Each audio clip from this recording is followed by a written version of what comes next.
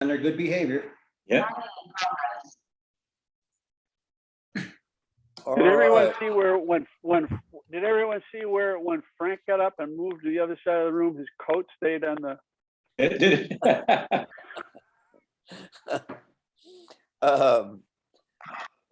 There aren't any new members, but Chuck Gillis has come back from bicycling and travel, and I think Working Mary part-time. has been to the last few meetings. Am I right about that, Mary?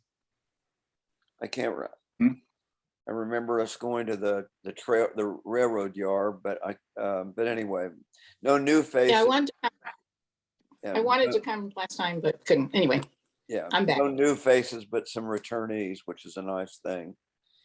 Any other announcements? Just that the next meeting will be an in-person meeting at the Chapel in the Pines. Lynn, Okay. can you, or do you want me to keep on, or you want to say? Go ahead. Okay, she just told me that they have a mask on, requirement now because of the level of COVID. Okay. So everybody needs to bring a mask. And that's June 7th? June 7th, and that will be Zoom for those that can't, but in person for those that can. Okay. Well, And we certainly think we've worked out the sound problems. All right. I misreported. I opened my calendar to verify that the exact date of our next meeting, thinking I was going to be gone, but as it turns out, I was wrong about that, so I won't be gone. And that may be good news or Okay. bad news. I don't know which. But That's good news. so. Helen, All right. I'm Anything guessing. else, Bob? Yeah, I'm guessing Helen has already sent out the location for Chapel in the Pines. I don't know where that is. Okay. Is there Yeah, an it's off address of- for that? It's off of Man's Chapel, a little bit I can give, off of I can give you the 5501. address. I can give you the address. Okay. Okay, that'd be great. It's 314 Great Ridge Parkway, Chapel Hill. Okay, great. Thank you. And I'll send that out again. I'm sorry. I'll send the Oh. directions out again. Hey, Betty. There's Betty. Betty's joined us. Bill volunteered or was recruited. I don't, he's been a good soul to help out, but he volunteered to do a little thing on histograms, and he sent out a couple of helpful videos if you saw them. But and I know I, for one, could stand to learn something about using histograms because I don't rely on it very much at all. But Bill? Oh, you won't learn much more. Is this a pass-fail class, or will there be an exam? There's no exam here, considering who the professor is. Let's see. Are we going to get the right thing up here? Okay, you see a PowerPoint? Yes. Yeah, we see it. Okay. What I want to do is keep this as simple as those videos were. I mean, histogram, whoops. Yeah, there I go. Histograms. I mean, I've never used one. I mean, when I'm sometimes in Photoshop Elements or Affinity or so, and I see a histogram, I kind of understand what it's trying to tell me. But I haven't personally found that much, I guess, a reason to use them. And maybe I should, I don't know. But there's three things that I want to talk about: the histogram and the camera that you're using. Is that on the back of your camera, you probably have a LCD where you can see the image that you just took. Now, no matter how you have your camera set up, if you're shooting in RAW or JPEG, that image that is showing you is JPEG. Yeah. So the raw image in your camera will be a little different. It's going to be much more detailed. So, but that's just trying to give you a representation of what that image should look like when you download it off of your cards. And the thing with the screens is that they can either be poor quality or adjusted incorrectly. If you have a camera that's maybe 10 or 12 years old, as the years have gone by, they've taken those LCDs on the back of your camera and made them more detailed and more probably closer to the image that you would see once you download that onto your computer. And also within your camera, if you go through the menus, you'll be able to find a place where you can adjust it so that you can brighten up that image a little bit or darken it on the back to try to get it to look more like what your end result will be. This is very similar to what Graham used to always talk about with monitors. If you're going to do printing, that they have to be kind of in sync. What you see on that screen has to be set up in a way that your print will look equally as good. So here you do have some opportunity to go in there and make the brightness adjustments on your LCD. And the third thing here is the histogram is a different depiction of what the exposure is versus your light meter.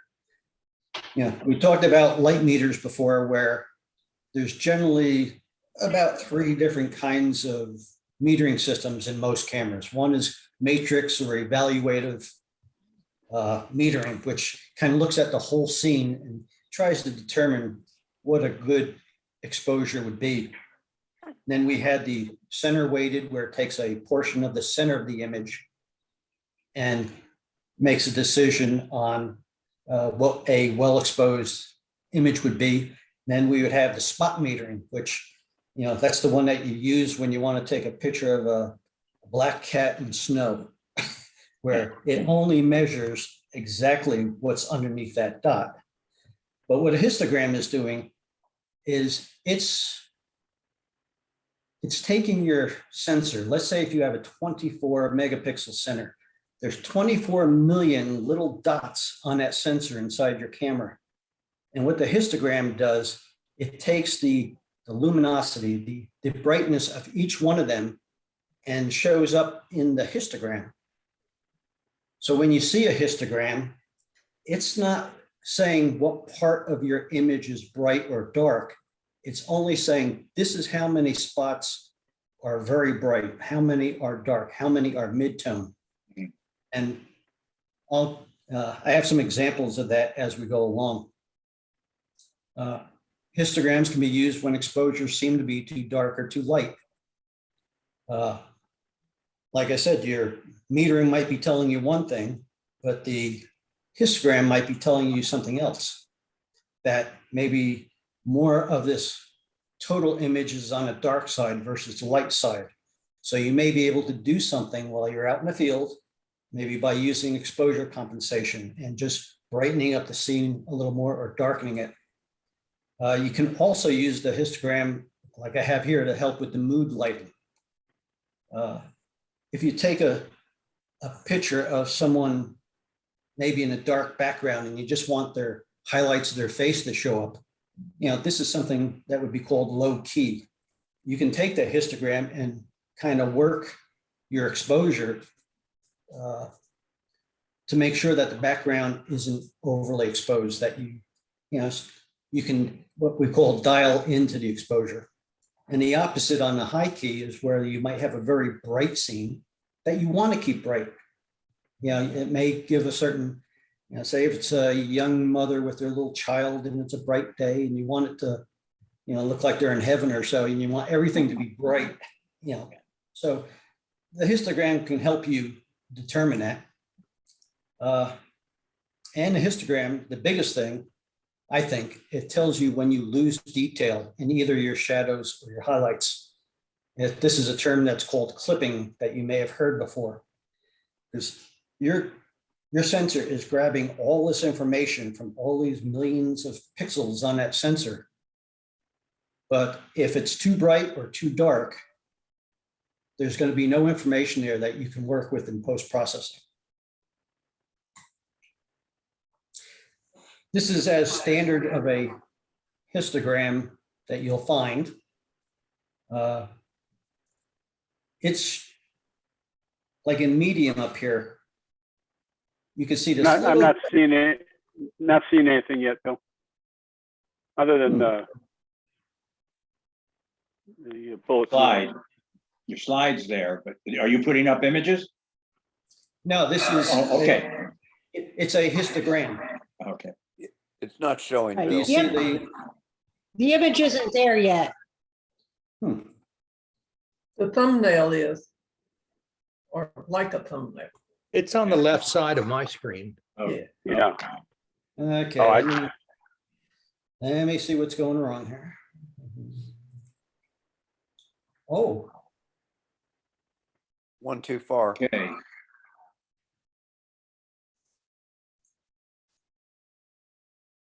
screen sharing is stopped. Okay, let me. Okay.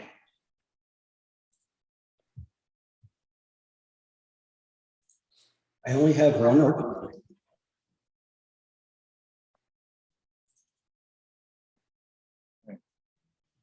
Okay, you're back to your original slide. Back to this slide, okay. There you go. Yeah. Okay, I'll leave it like this then. So this would be what you would see if you had a very nicely exposed image. The center here is really where you want the highest peaks of this histogram to be. Now, when you see it like a very tip of here where my pointer is, there's kind of a line that goes down. And what the histogram is doing, it's counting how many of those pixels are that brightness. So, yeah, and you want most of those in the middle where you capture good whites in your image. And then you have your lighter areas, your middle tones. It gets darker and it goes off to black. So, you know, if all of a sudden you're looking at your image on your camera and you say, man, that just looks too bright. And if you pull up your histogram, it might tell you that, you know, many of these peaks are further off to the right. Maybe you need to underexpose it just a little more. And it will show you on the camera the movement of the histogram. And hopefully that next shot of yours will be a little better. And kind of an example of what it would look like. Properly exposed, you know, it seems a little dark, but it's moody. And you can see that still most of all these peaks are in the center, and then they go out toward the edges, but they don't touch the edges. Now on the overexposed one, because the whites or the highlights are the part of the histogram to the right, the shadows and the blacks are to the left. So you can see here with all this brightness up here and the light of the building itself, it's saying that so many of your pixels on that sensor are picking up very bright lights. So it's bringing you over here. And when you see it run right across the edge, that's what you call clipping. That's when it's so bright that you can bring it into post-processing and try to maybe darken down the highlights, but you're not going to have detail in it. So parts of this image up in the top left-hand corner, and even probably some of the sand down here, you won't be able to really change it enough to improve your image. So Bill, when Yes. you're looking at the middle one, none of the edges go off the chart. So that's why it's not being clipped at all, either way. Right, so in your post-processing, you'll be able to do things like, maybe go to the top right here and darken it down a little bit, or see a little more of the detail in the clouds.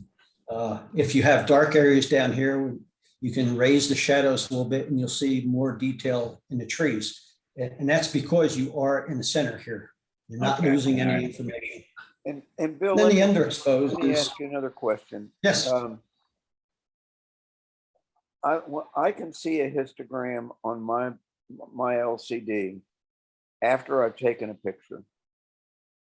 Are you saying that your D850 or newer cameras can show that histogram before you snap a picture?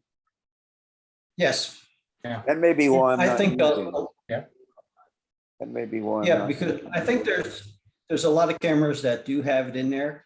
You might have to go into live mode, and Yeah, then okay. you might have to press your information or info button a couple of times, and it comes up. That's how Okay. the 850 works. And the other On my thing is my Sony- camera may do that, but I just don't know that it will do it. I'm gonna Yeah. have to figure it The out. Sony mirrorless has, like in the viewfinder, Mhm. just leaving it on all the time, which I use a lot, in shooting birds, because it's usually too dark and have everything wide open. And so I see the histogram just automatically as I, look at Yeah. what's in the viewfinder. Mhm. Yeah, I'm sure I have Canon, and I'm sure it's on there, but I've just never pulled it up. Yeah, I think I talked one time about the exposure compensation where, I take a picture, I look at it, if it looks dark, I overexpose a little bit or I underexpose a little bit and take another one. And, I don't know if that's the right way. It's just, the way I've done it. Maybe by using a histogram, I'd be able to avoid maybe having to take those first one or two pictures that aren't that good. So I'm talking myself into the histogram. Yeah, and me too. And I think the key thing through all of this, Bill, is regardless of what you understand from the histogram, if you just look at it and you see spikes at one end or the other, it's going to tell you you should be asking yourself, what is happening that is causing that out of balance? And it may be a clue that you need to do something, whatever that something is. So, Bill, I have a question. If you're shooting with either shutter or aperture priority, semi-automatic, you want to adjust that, you got to do it through exposure compensation, right? That's what I do. Yeah, because otherwise, if you don't, it won't do anything, because the other side will just be adjusted every time you do it. Right. And, you have to probably, make sure that your ISO is not on auto. Right. And I think a lot of people, and I'm just taking a guess here, that use these histograms may actually shoot manual a lot. Mm-hmm. So that each one of those three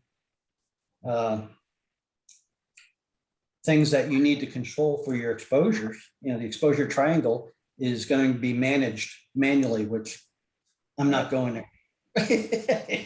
I would rather just, set my ISO at 64, put it on aperture priority, and then just do the compensation. Yeah. It depends on your level and how fast you have to react to it. If you're going to shoot something manual and you're doing a landscape that, it's not going to move on you. Yeah. You might go to manual, but most people don't. No. And this one here depicts clipping of the highlights.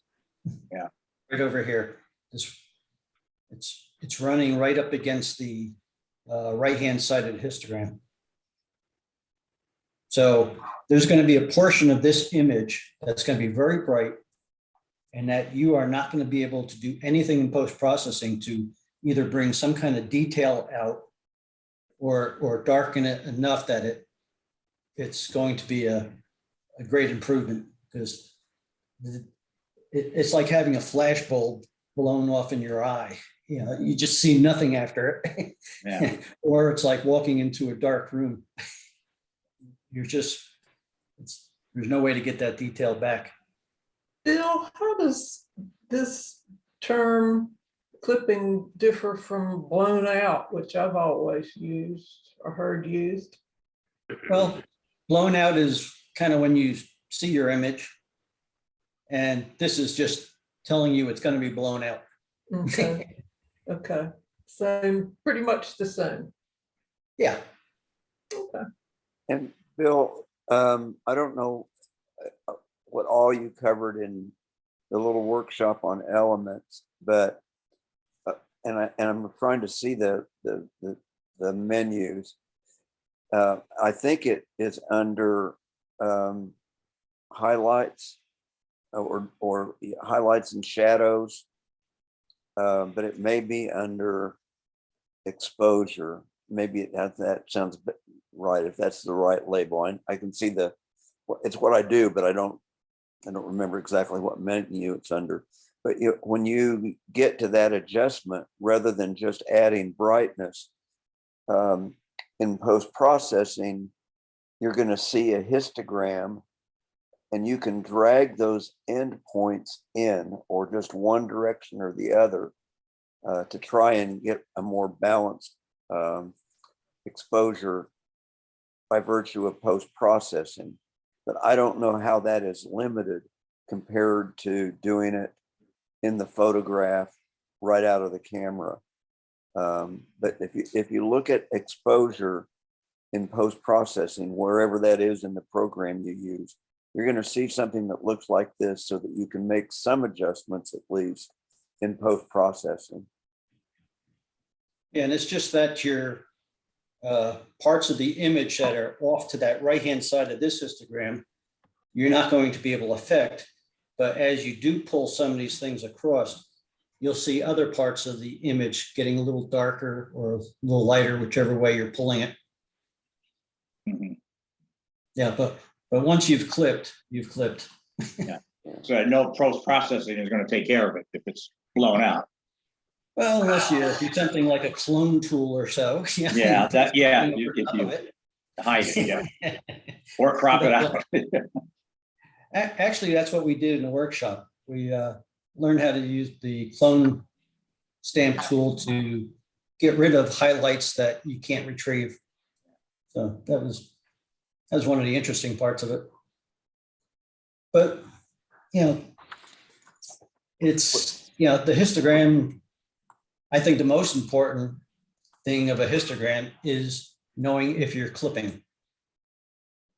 Are you too bright or too dark, and can you bring it, more in the middle, so that when you do go into post-processing, you'll have full control of every megapixel that you captured. Yeah, I think you're right. The more you can do before the shot is taken, the better off you are. Yeah, and that's always been my mantra anyway. Yeah. To get it right out of the camera. And that's why I know so little about post-processing. And Bill, I think some part of that comes from old film days, where every shot you take costs you something in terms of development and frames. And the closer you can get to it off right out of the camera, the better off you are. And that's a good thing to have hold over from film days. This has been really helpful. Makes me want to go up with my camera and maybe fiddle with some things that I haven't played with before. Yeah, definitely. I hear somebody calling me. Yeah, Bill, if I set my camera on automatic, will I automatically not have clipping? I don't know. Tom, ask the question again. If you have your camera on auto, will it what? Automatically avoid all clipping. Yeah. Would it avoid the clipping if you shot automatic? And I tend to think no. I think that, it can still happen. If you have a very bright spot in it, the camera will not be able to adjust completely. So you're going to have some clipping in there. Yeah, because it's all based on the metering option that you're using. If it's Yeah, true. That enters into it. Yeah, So if you use automatic, set your camera on automatic and use matrix, what do they call it? matrix metering. Yep. Thank you, matrix metering, then it may be that you wouldn't have any. You wouldn't I have don't any know. clipping. I think what Because it would really- do, Tom, is it would average everything out and it would just be dull. It wouldn't be much contrast, but play with it, Yeah. see what it does.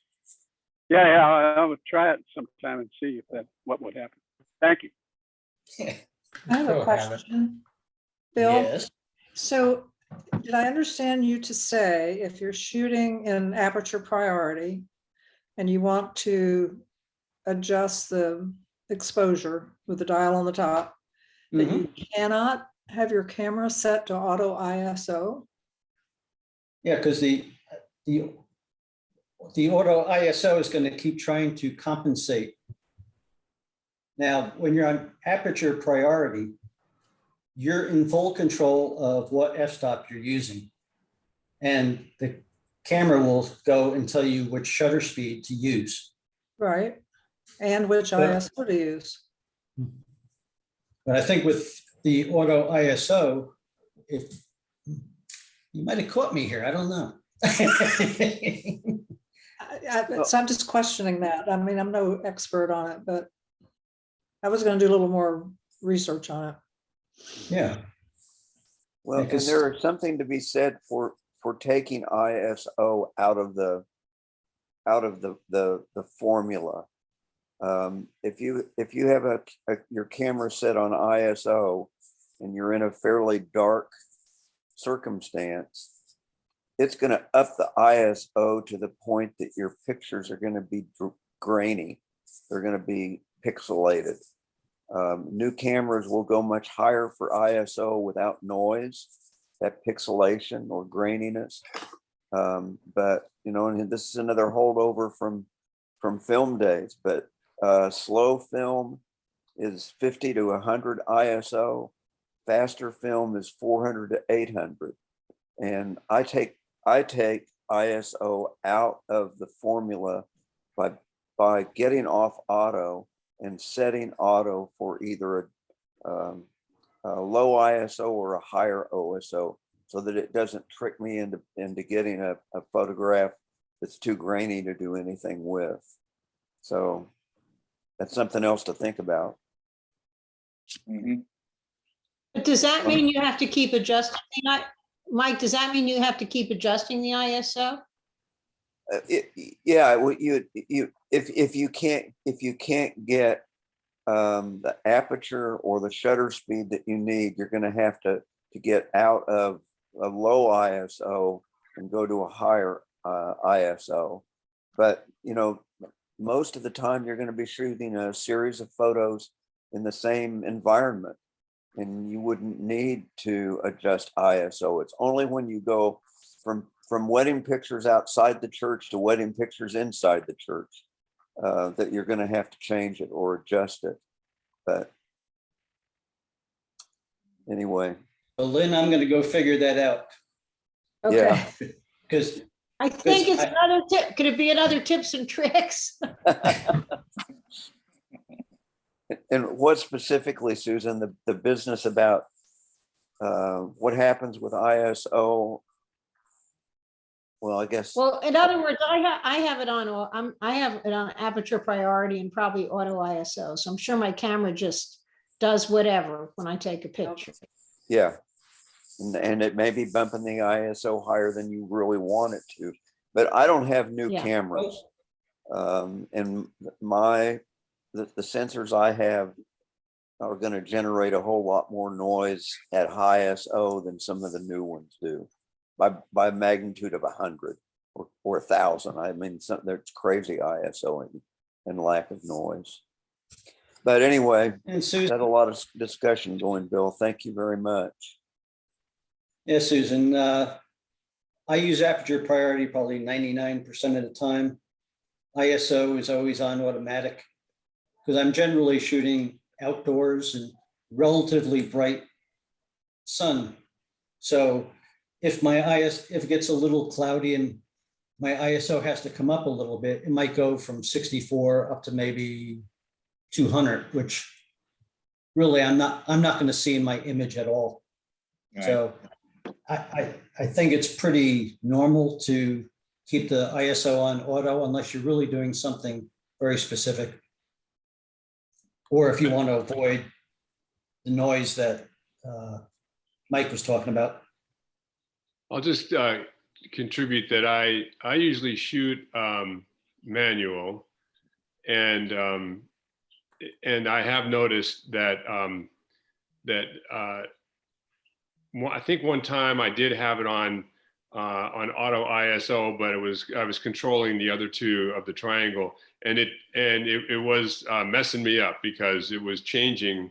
I didn't want it to change. I think I forgot that I had it on auto ISO, and I couldn't figure out what was going on. But so I think it does that. And I always choose the lowest ISO that I think I can get away with, and then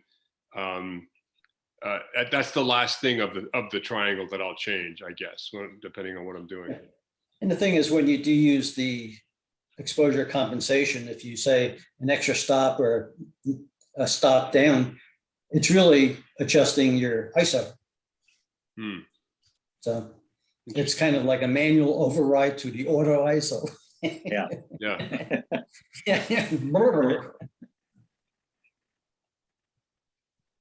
Okay. But no, you can give, that's great, because I do want to go out and try it. I go out on it, try and get a nice landscape that's not going to change, and then try reading the histogram in there. And if it does look like it's slipping, adjust it, and then, take a couple of shots to see how they come out. Because I could see where when I was out in California last year, and we had these really overcast days with, no detail. Everything was kind of like a gray, it looked like. And I kept this is when I had to start using exposure compensation a lot. But now it may be smarter to look at a histogram when you're in a situation that is unusual. Right. And that would have gotten me where I wanted to go sooner than just by keep taking another picture, take another picture, take another picture. Maybe the histogram would have got me there sooner. Right. All right. Well, again, thanks, Bill, and everybody else for the One thing I like to do, got me thinking. So I like to bring up the workshop yeah, sure. Go that we ahead. had. Yeah. And for the folks that are here, I don't want to say how good or bad it was, but It's good. Yeah. It's good. did you learn things out of it that? Well, I certainly, Bill, I think, I know I was there for only part of it due to a family emergency, but it was really helpful for the part I was there for. And I can now remove any bird that's in a picture.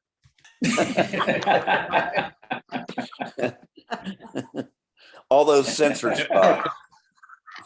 Yes, Bill, I Yeah. would say it was very positive, and as a result, I've gone in pretty much every day since our meeting and been, experimenting with the various controls and pulling out some old photographs that I kind of always wanted to fix, but wasn't quite sure how to do it. And then trying to find other tutorials to check myself. And all I'll say is that Elements is way more powerful than probably I'll ever understand how to use. But yeah, I've made good progress. I guess you helped me get over the barrier of some even really simple things, like how do I get to this? Which group of tools is this? Can I maybe find this in? And so yeah, it was very beneficial. Yeah, because my goal was to try to get down to the basics. We even talked like the first two tools, which was the zoom tool and the hand tool, was how to evaluate the picture that's in front of you before you start post-processing. So, there's these kind of elementary steps that are pretty important that gives you that roadmap to where you want to go. You had to get close in there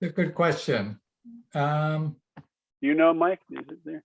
Let me go I don't back know for a to- fact. I mean, I don't, what the program I'm using to show photos is not Photo data. sophisticated enough, but KCOB, I'm betting it's Anyway. probably 12 megapixel, given it's not a brand new camera that might have more megapixels, but that doesn't mean you can't take good Yeah. photographs. I don't have any, well, assuming I can take a good photograph. The best camera I have has 12 megapixels, but anyway. let me see if I, You can't have Larry, shots. Send them my way. Ooh, Larry. Is this yours, Larry? Yes, Nice. Oh, nice. this, I looked at something I took last year at the Mount Hood National Forest, where the rivers were really running fast, you can see it. And I cropped it down so I can just get, so I tried to have the foreground in more focus than in the background, but you could still see the wave action. Right. And I had the rock there because I wanted to be able to let you know that there was water flowing around the rocks. And it maybe adds a little bit to it. I didn't, yeah, so that's basically what I did. It was really, really the composition is great. It is. yeah. Foreground, Yeah, like- midground, background.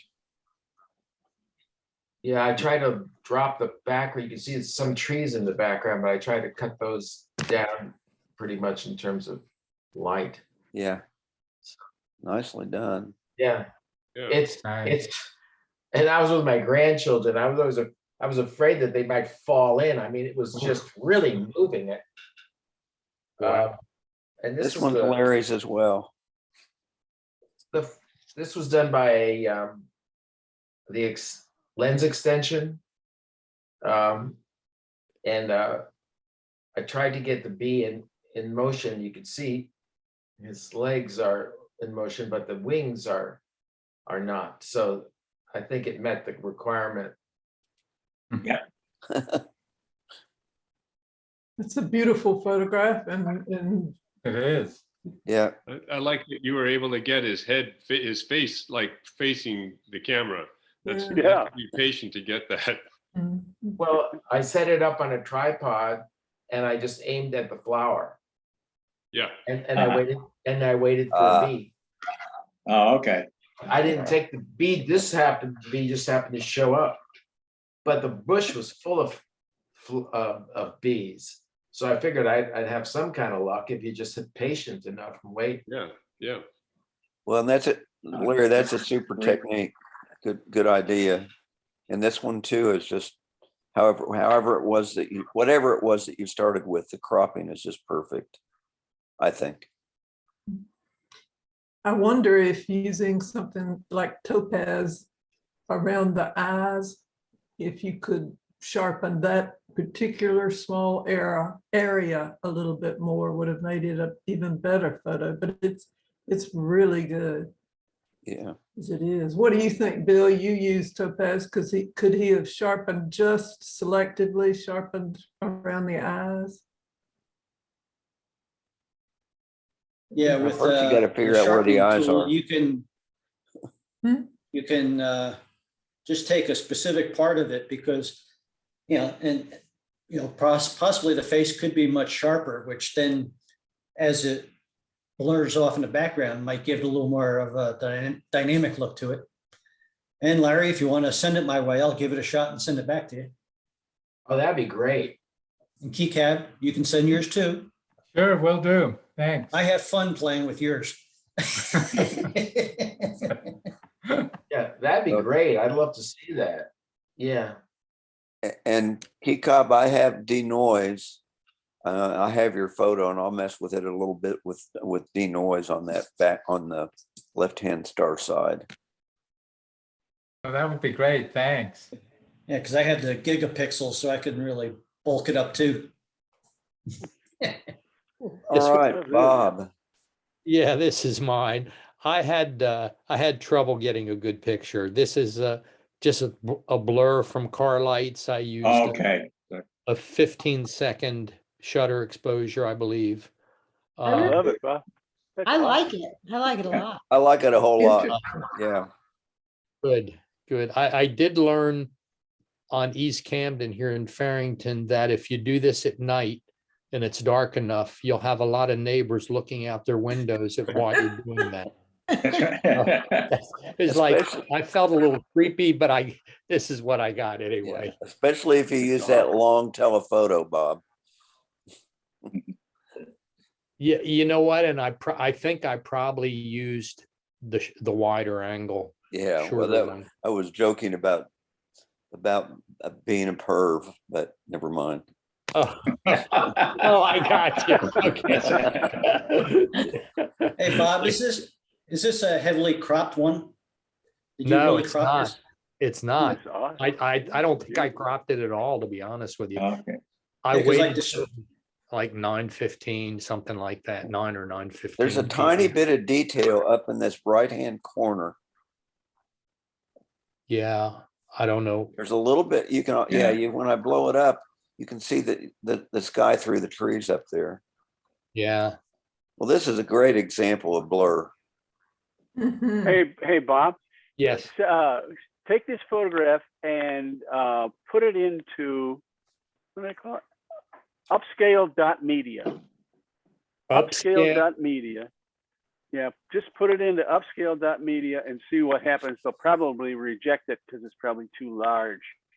But if they do it, that would be really interesting to see what Okay. it does. I'll try.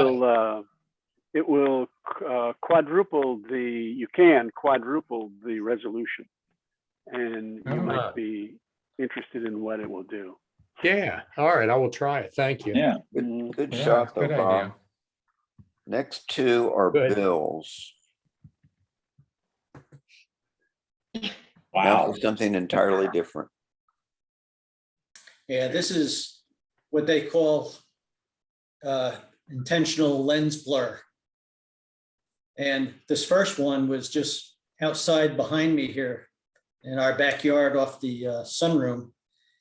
And what I did is I set it up to probably somewhere around a half a second or a 1 second exposure. And I handheld it.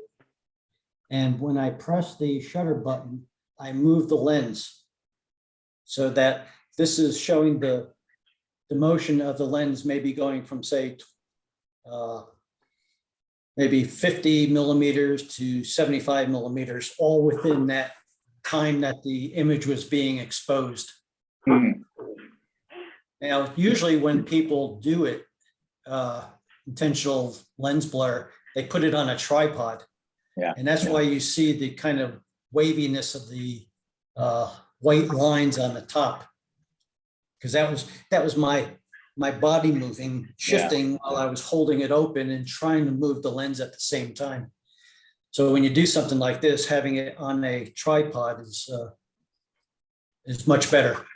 Well, I don't know, Bill. This is a great abstract. It may have been too steady if you'd done it on a tripod. But this next one is also, that one blows me away. Yeah. Oh, wow. That's cool. Ooh, That's the one on a tripod. So it's the same technique, but you did it on a tripod with this one? Exactly. Okay, yeah, you see the difference, how the center is, almost spot on focus. That's cool. That is. Great.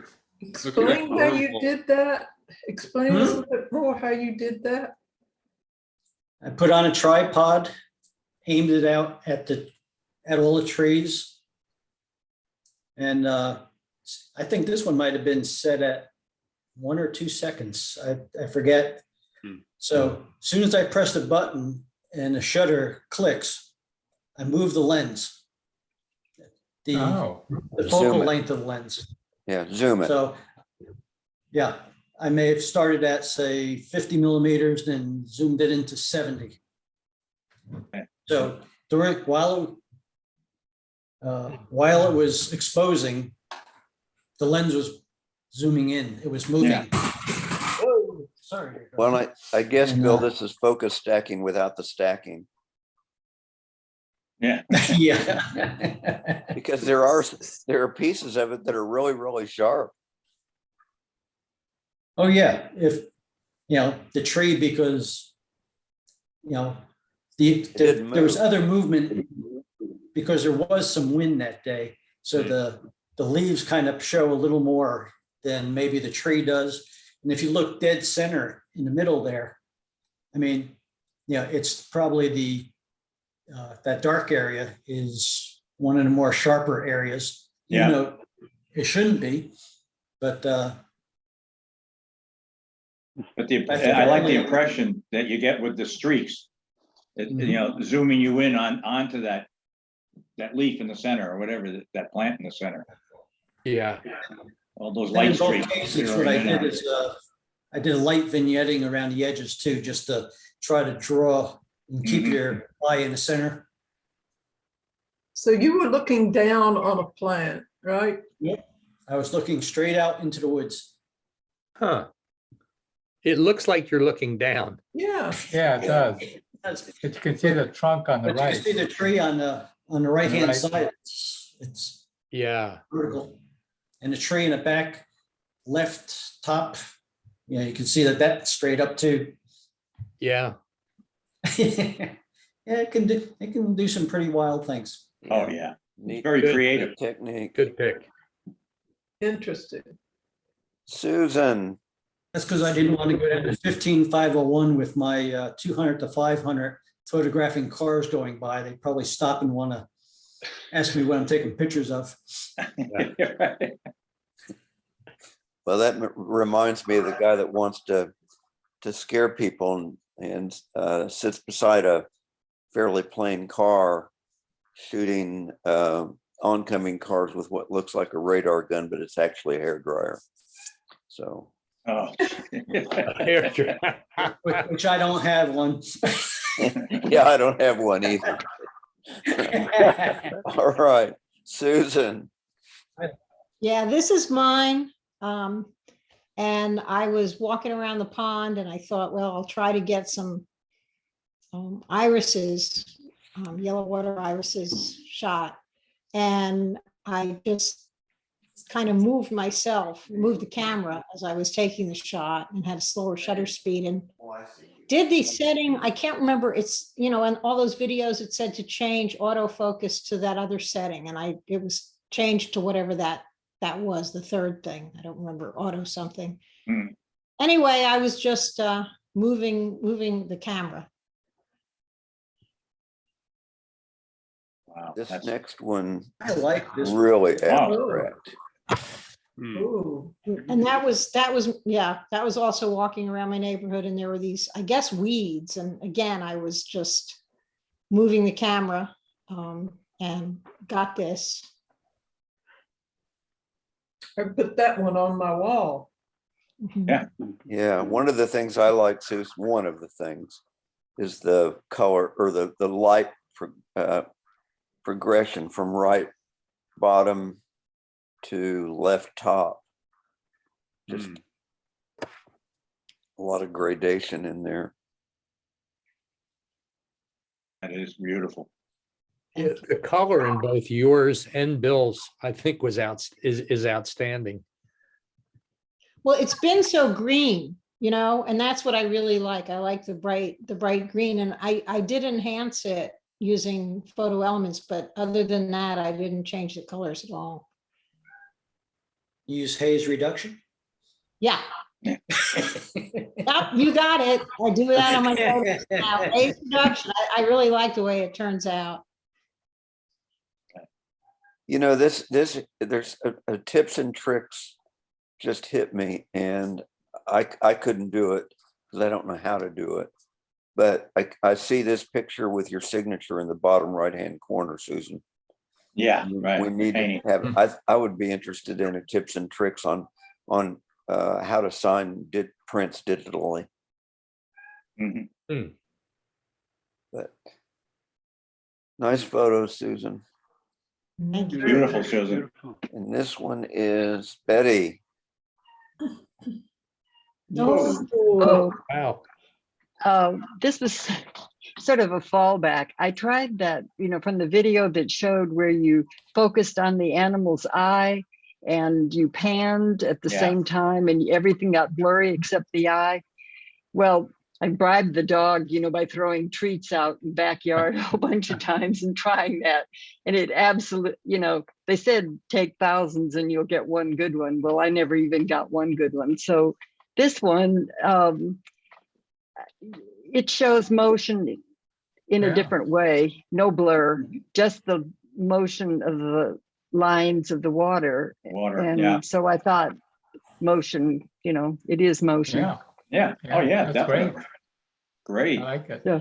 And then the second one I tried. Well, before to you show- leave this since one, I wasn't- Betty, before you leave this one, the Yeah. color in this is just really great. Really great. And that was really not terribly post-processed. I mean, it was that time of day when it was picking up Yeah. a lot of light.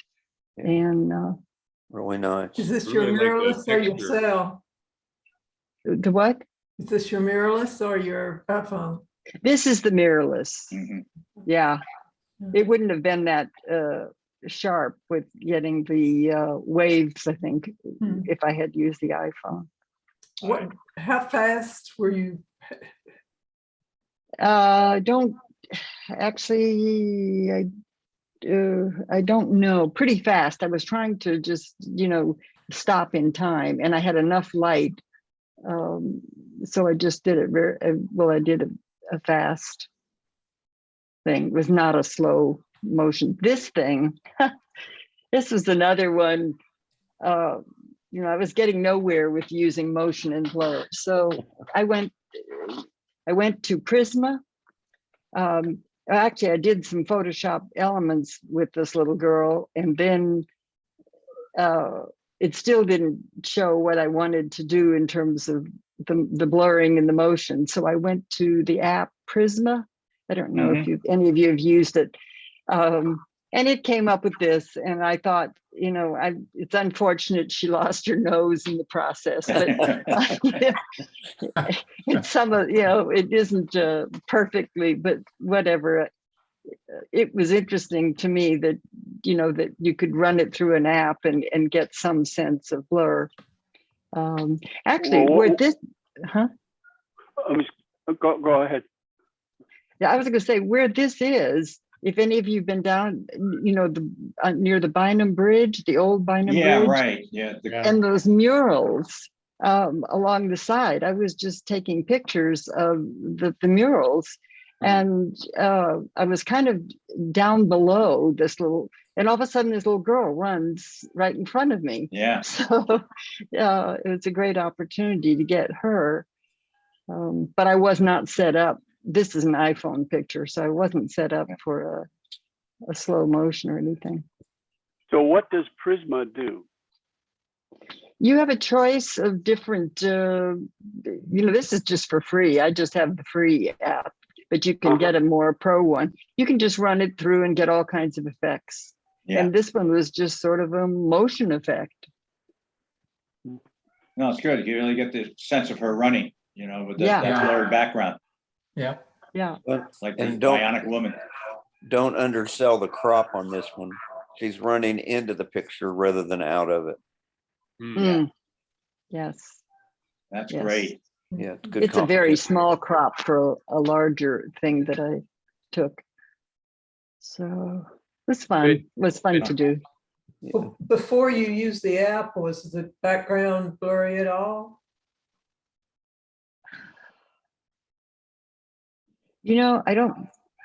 I don't think so. No, it was fairly sharp.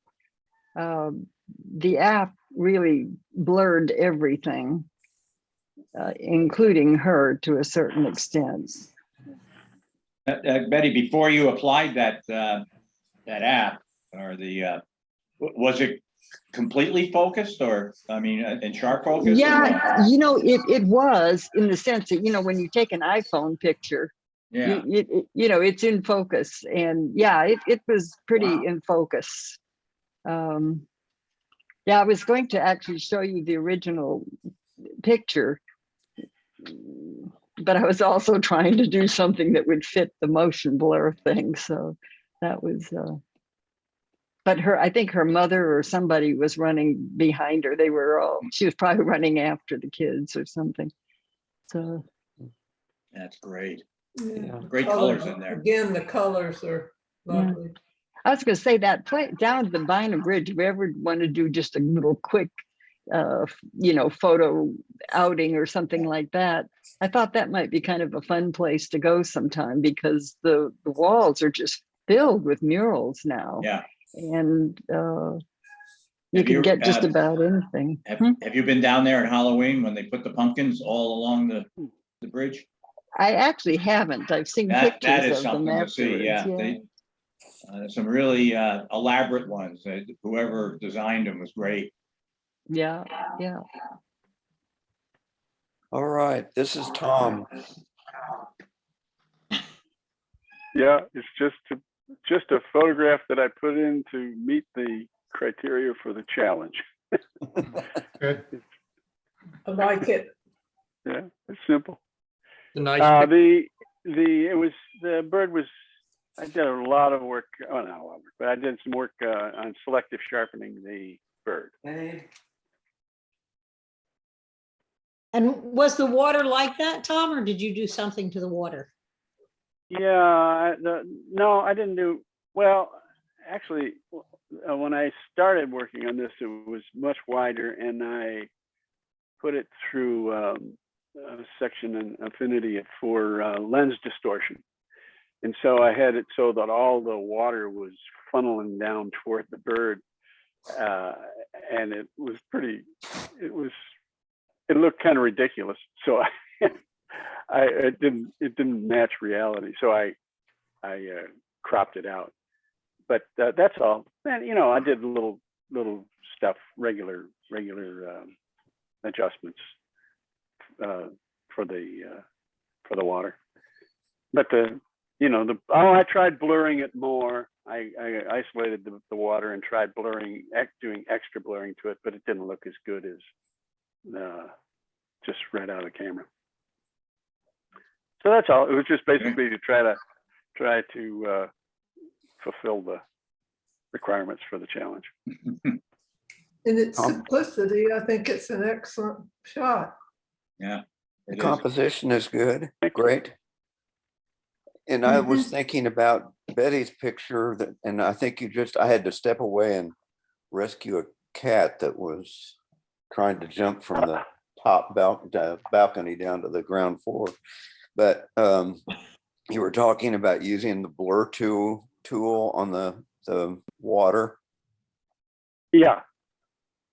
I tried it, but then I kept lowering it, and finally I realized, oh, I'm at 0. So. And I've tried the blur tool in Elements, but without a whole lot of success. But I was thinking about it in terms of Betty's photo. If she had used a blur tool for the background the way you did on the water here, or at least attempted to use, I wondered what that would have done to Betty's shot, so that it would have. Oh, it would have been. Would be like selective blur. You select. You just isolate the. I can. I mean, I do it in Affinity all the time. Yeah. It's pretty easy. Yeah. Pretty easy. Well, good shot. Yes. And then Chuck. All right. Yeah. Wow. Wow. That's a beautiful waterfall. It's been a few years.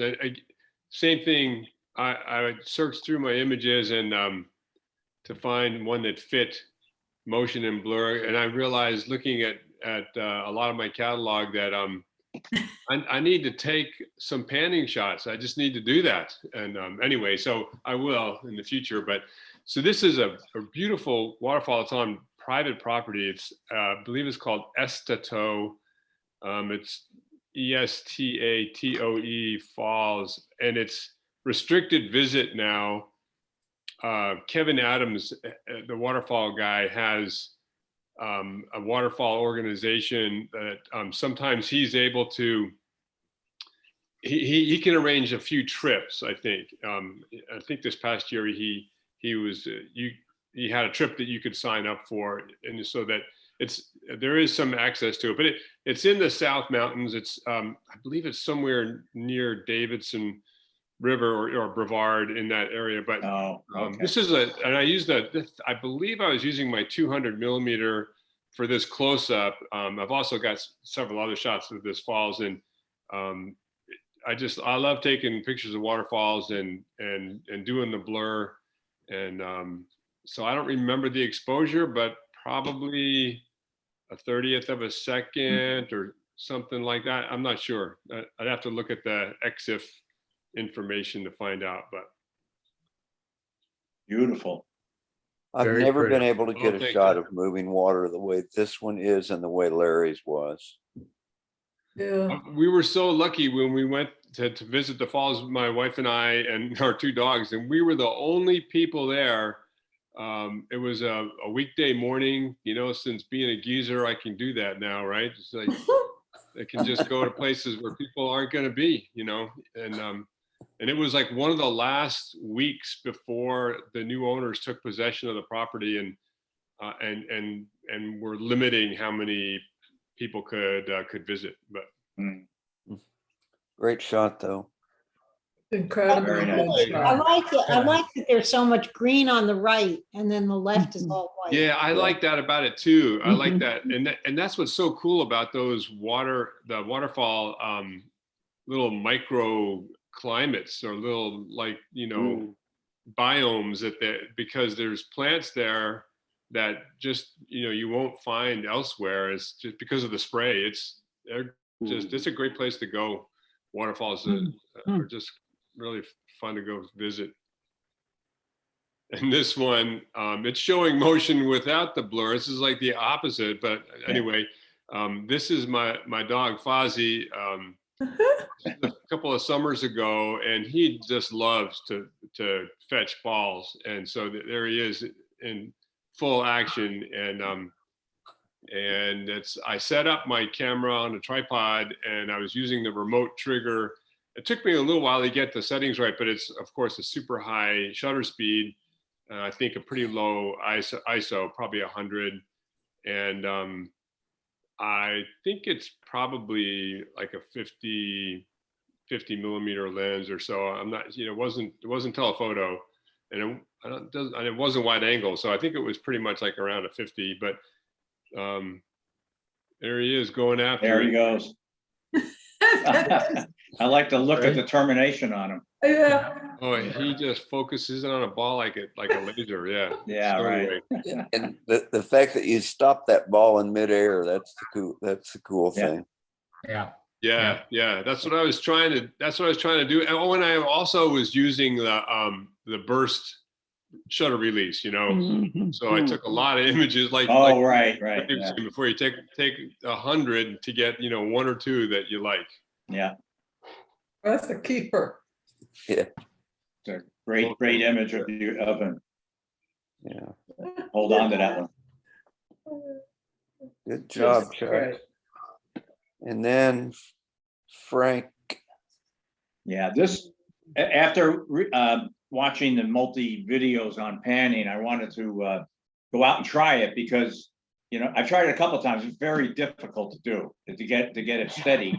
So I went and hung out there on 15501 at the second entrance for the Farrington, and like you were saying, I did feel weird. I'm out there with this camera shooting, with multi shots, and people are looking over like, what am I doing?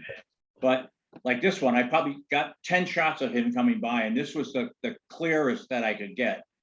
Still a little out of focus, the car, but it was as close as I was going to get. I've got to really practice with it more because it's much harder to do than you think, because all of a sudden he's in the frame and he's gone. You just got to anticipate and move along with it and try and move at the same speed that he's moving, which is Kind of interesting. This is is like below 40th of a second.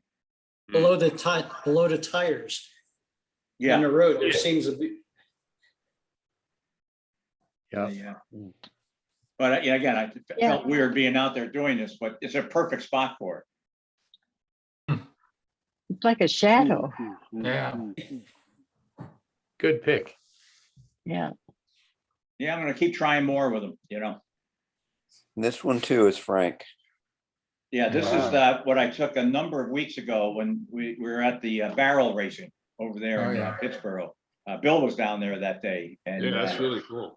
and again, it's I probably took 10 or 12. I took hundreds while I was there, but you know, each time they would go through their routine as they were coming back, because they would like really open up to get to that gate, and I would just go from right to left and shoot probably 10 or 12 shots as they're going across, and this one just came out the best.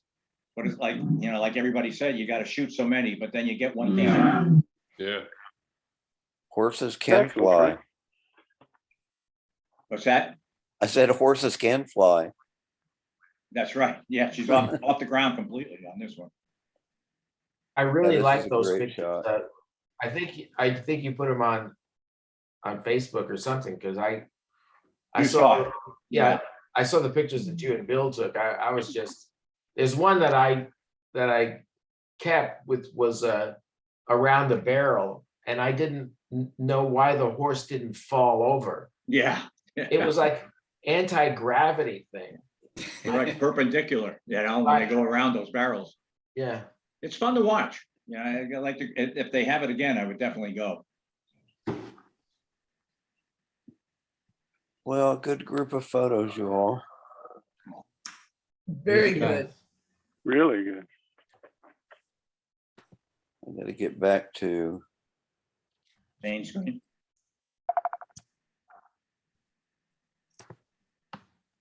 aha, Okay. Do we have anything for next time? For not on a tips and tricks, we the image or the challenge. Let me see. Let me pull it up. Challenge. Happiness is, and on some of the ones we picked that Lynette and I and Gary picked, it's hard to come up with a tips and tricks for that. So. Smile, Huh? smile. Yeah, how to photograph. There's a lot of things you could use for happiness, I think. Food. Yeah, food, ice cream. Yeah, ice cream. Chocolate. Here's somebody's dog, that fits A right dog in barking. Dog. Yep. Good. Chuck's picture very of his tough. dog catching the ball looks like happiness to me. Mhm. there. Mhm. Is Ecstasy. there Is a, there? is there a Is there- topic that Yeah, we've talked that would about today? definitely make it. Is there a topic that we've talked about today, a technical topic that we've talked about today that we could turn into a tips and tricks for next time? Oh, that signature thing. How do you sign your photos? If anyone can do that. Well, I have tried. There's a way in Lightroom to do it. I don't know about Elements. Well, and I don't know who was there, how that, because it goes back quite a ways, but oh no, I just went blank. I think some We had a- cameras do it actually. Camera. Wasn't that woman who was in their club initially with a K? Oh, Kathy Kolchar. Yeah, she used to Mm. sign her pictures. Yeah. And this is terrible. This is my Oh. old age showing, I guess. Alan Russo finally came to me. Alan Russo did a thing on putting photograph or signatures on photographs, and it was above my head at the time, and still is, I think. But A simple way, I just realized it.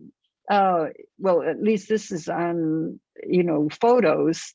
Photos, you can get the extension markup and you can put text and everything on a photo.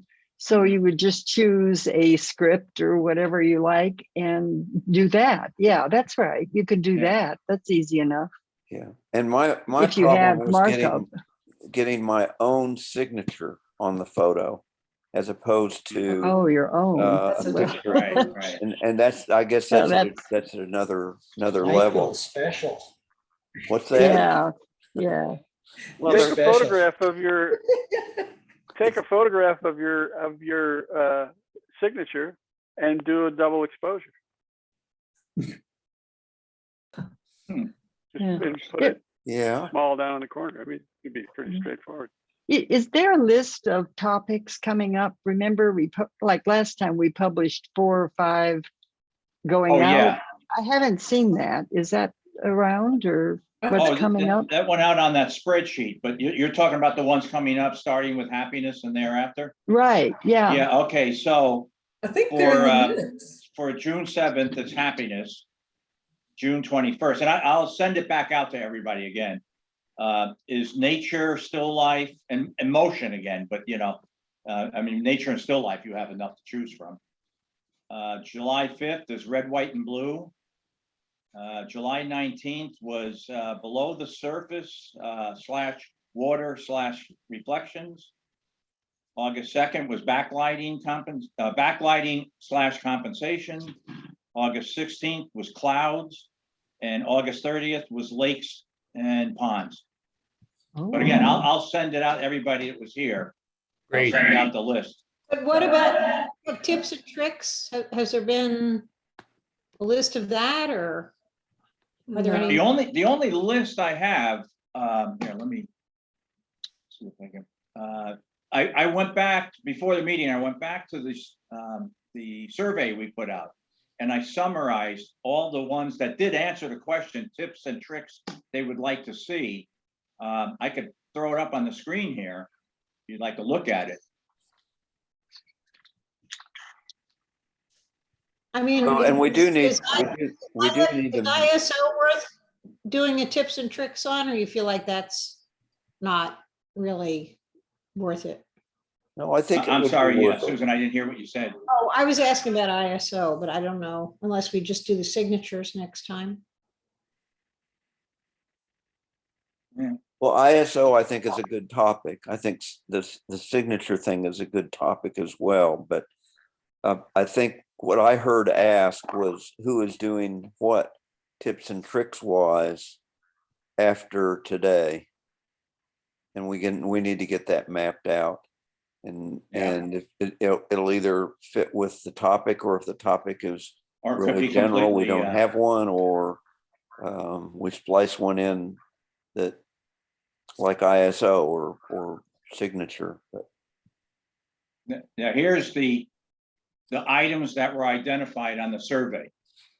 Where people those that did answer the question on what tips and tricks subjects would you like to see handled. And I just listed them on this sheet of paper. I don't know if you can see anything in there everybody else would like to put out there. Any of those would be excellent. One I would like to learn more about would be focus stacking. I know, Bill, you've done it quite a bit. Yeah. Layers is another one that has come up a number of times. Composing, framing, I think we have covered those. Backlighting.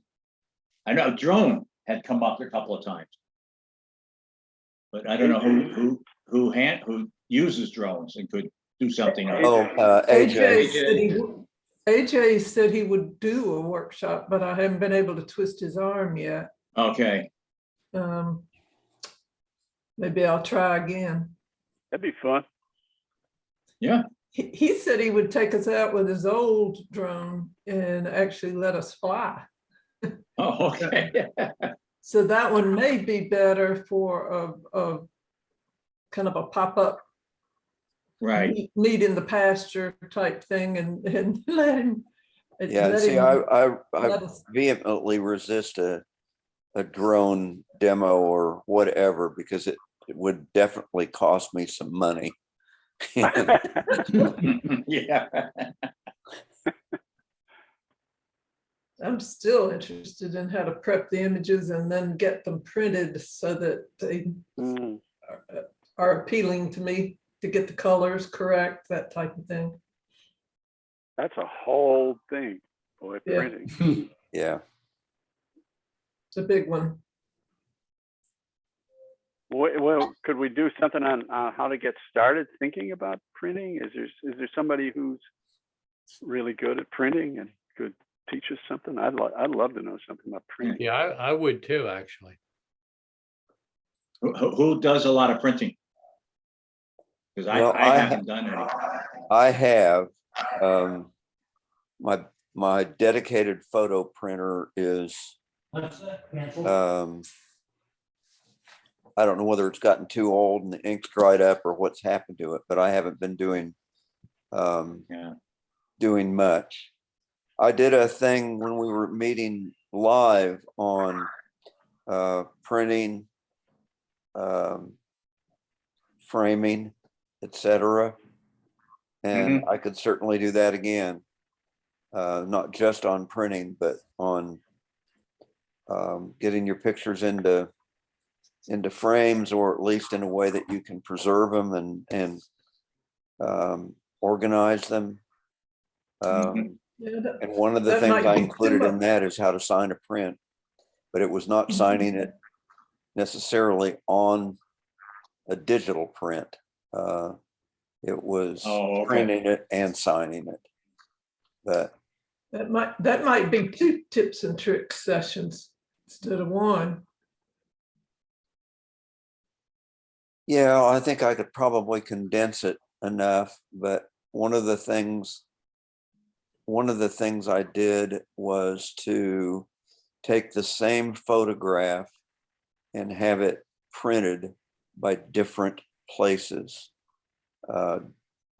Pharmacy prints, Costco, and then higher end like MPICs, and some of the others to talk about cost and quality.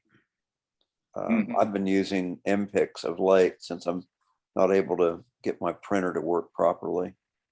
But anyway, Let's do that. Let's try that one, Mike, if you're willing to do it. yeah, sure. So that would be for June 7th. And that would be at the church. Yeah. So yeah, that would mean that I could use the photographs that I used for that original presentation. And it's striking me as ironic because I took some pictures for somebody and I needed a black background. And so I had all those photographs on a folding big sheet of foam board. And I took all those prints down just last week. So, but maybe I can get them back up again. So I'll do that at the next meeting if you'd like. Okay. Super. Great. And So just the for the idea, group out here too. would be how to get your prints on paper, basically. Yes. Where and how. And Bill, you've been playing with this some more recently, your tiger picture and whatnot. Yeah, I've been trying to spend more time learning how to really coordinate the image that I see on the screen with what's going to come out on a piece of paper. And some of it is like what we mentioned earlier, was the fact that your should be calibrated, your monitor, to make sure that you're seeing at the proper brightness and density the image that's going to be printed. And then in our little workshop, we talked a little bit about taking our images and cropping them to a certain size. If you're planning to print something at an 8 by 10, like within Photoshop Elements, you can select, this is going to be 8x10. So that when you do send it off as 8x10, you're going to get the whole image and it's not going to be some form of the image.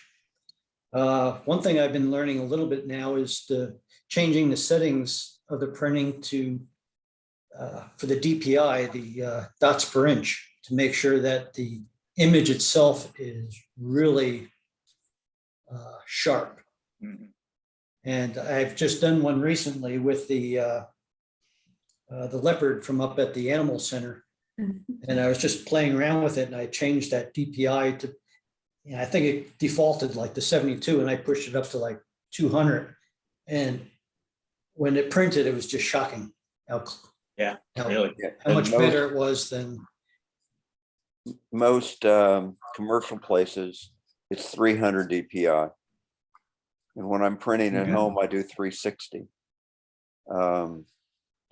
But yeah. And then you have to think in terms of what paper it's going to be on as well. Is that right? Yeah. Yeah. There are, the printer I have is an oldish Epson, and there are print drivers that go with that printer that are not, they're designed to work best with that printer and with Epson ink. So, but you don't have to go that far. There are places like MPix. I send stuff away to MPix, and it costs for a 16x24 print. It's around $25, a little bit less than $25. A set of ink for my printer is $100. And so especially when you don't use it very much and it dries up, it's less expensive to have MPix do it. And so, well, we can talk some more about that. If Bill, you mentioned one thing about calibrating your monitor. Has anybody done? I never have, so I don't even know what's involved and how expensive, and because you have to have software or equipment to do that, right? it was on sale. I bought it.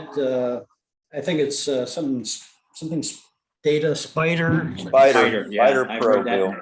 And I have that same tool, Frank. And I think it was about okay. $150 or something.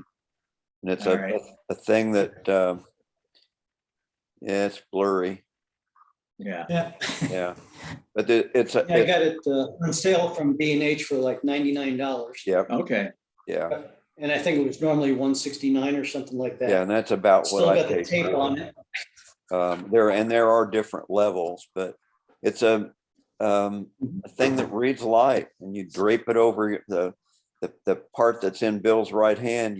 You drape it over the monitor, and it tells you where to put it on the monitor, so that the hardware is on your screen, and then it cycles through colors. And at the end, it will adjust your monitor to true color. And that's one way of doing it. But how often do you do it? Well, you can set that it has a timer on it. I mean, you can set it to remind you to do it. I think I have mine set on 30 days. 30 days, okay. But I don't do it that often. Would that be a potential tips and trick? Yeah. Yeah, and that's something that could be done by sharing a screen, and you could watch while it's happening, I think. Yeah. And there's